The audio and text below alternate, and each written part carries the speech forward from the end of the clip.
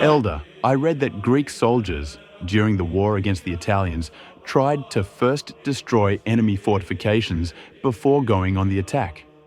The devil does the same thing. Just as the enemy, before launching an attack with firearms, sends in aviation to bomb the fortifications and destroy them, so too the devil first bombards a man with thoughts and then attacks him. The devil does not attack a man unless he first shatters him with thoughts. For good thoughts protect a man. They come like a kind of armor. A thought from the left is a foreign body, and one should try to cast it out of oneself. For this battle, everyone already has the help of God. No one should say they are too weak and cannot fight. The devil is like a dog that does not bite unless you provoke him. You can even pet him and nothing will happen if you don't give him your dirty hands. He doesn't bite without reason. Why would he, for example, be interested in someone's curiosity? Maybe what he is doing is not really curiosity, but he does it with the pretense of calming himself. Elder, it troubles me that I keep doing the wrong thing. I fight, but I cannot correct myself. It's progress already that you recognize impure thoughts, that they disturb you, and that you fight to cast them away.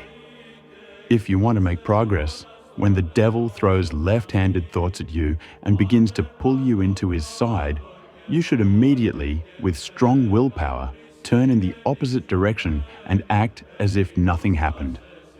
Try to keep good thoughts, especially for younger people, so that older ones are not tempted, and so your whole spiritual work is not ruined.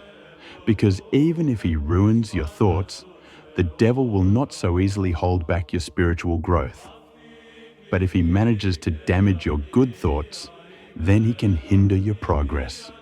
Good thoughts are the foundation of spiritual life.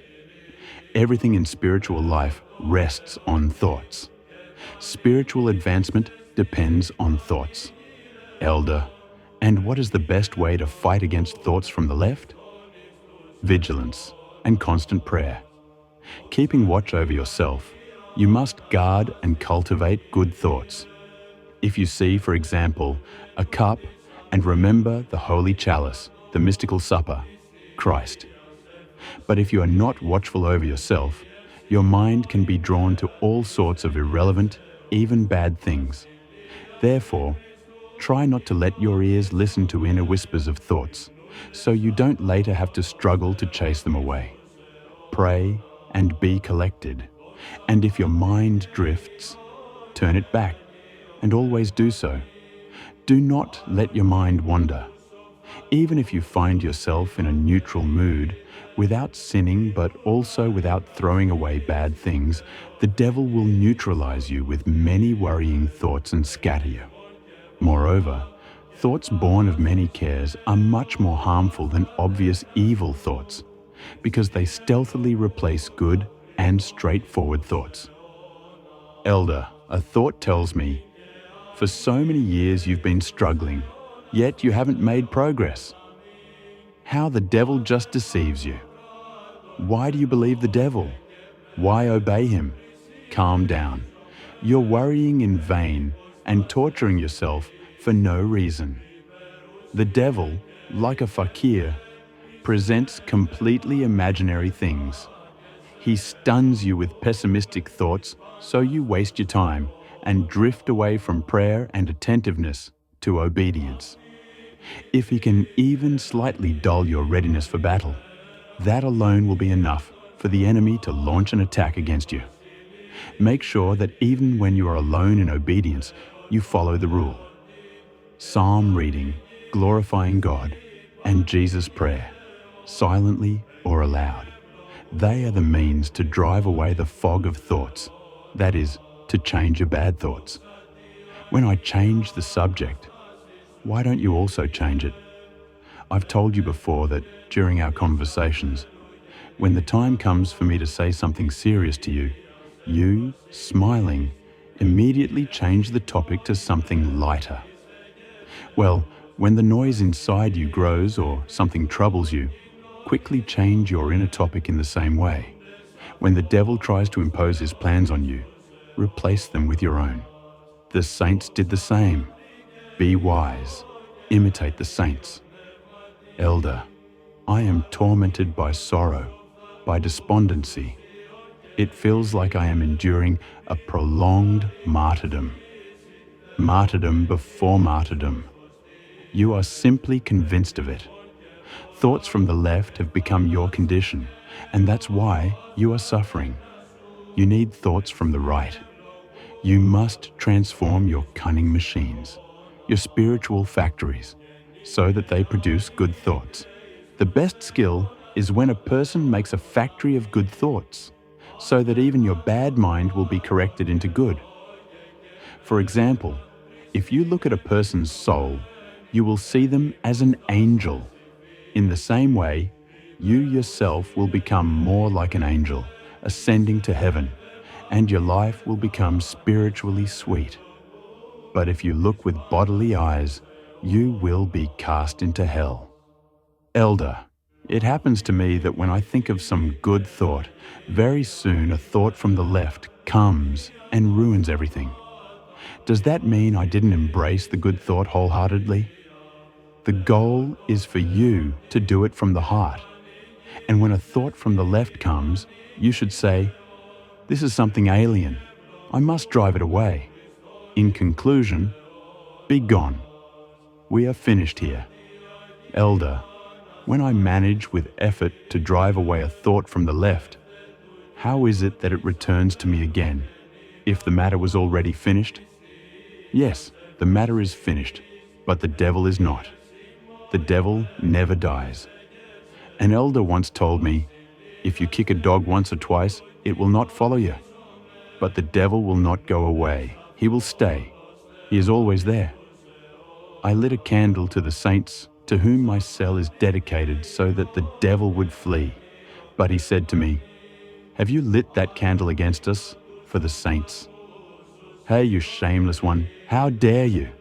Against the saints? For the saints I have lit it.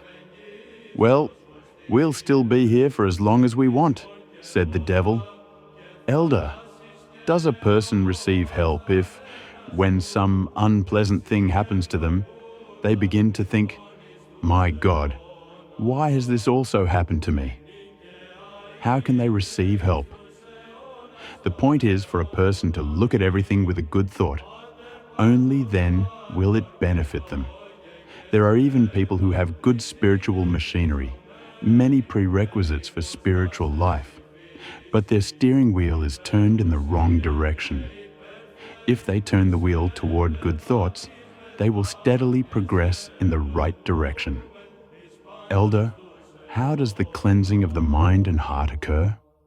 I have already told you that for the cleansing of the mind and heart, it is necessary for a person not to accept cunning thoughts brought by the devil, nor to think cunningly themselves. One should strive always to have good thoughts, not to be easily scandalized, and to view the faults of others with tolerance and love. When good thoughts multiply, the human soul is cleansed, becomes devout, calms down. Their life becomes like paradise.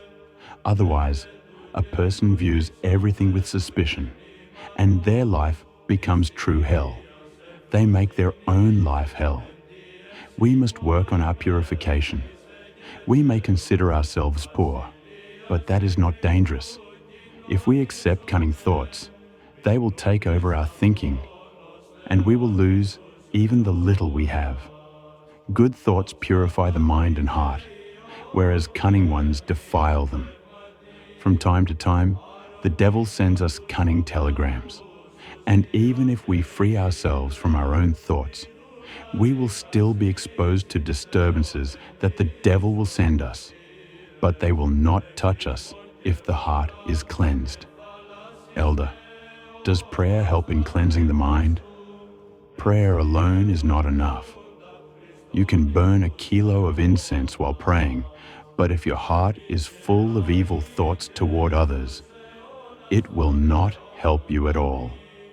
The cunning telegram from the mind descends into the heart, turning a person into a beast. God wants us to have a pure heart, and our heart is pure when we do not allow wicked thoughts toward others to pass through our mind into it. Elder, so what should I focus on so that God will help me? Above all, on good thoughts.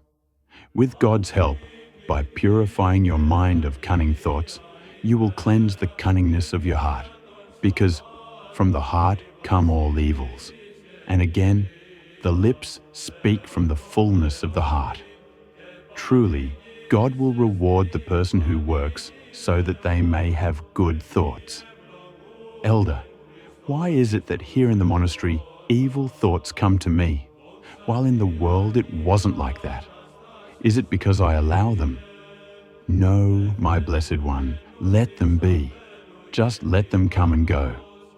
Do airplanes flying over the monastery ask you for permission to pass through your airspace? The same is true with these thoughts. Do not lose heart. Those thoughts are whispered by the devil. You are like a little village, and it is pleasant for the enemy to gaze down from the sky. But when they see that there are nests of eagles under your roof, they will not come out and fly around you. But Elder, sometimes they don't leave right away. It's because you engage with them. When you do not accept the thoughts, you do not bear responsibility for them. Let the dogs bark. Do not throw them many stones, because the more you throw, the more they will bark. Besides, from so many stones, they will build themselves a monastery or house, and it will be hard for you to tear down that devilish building.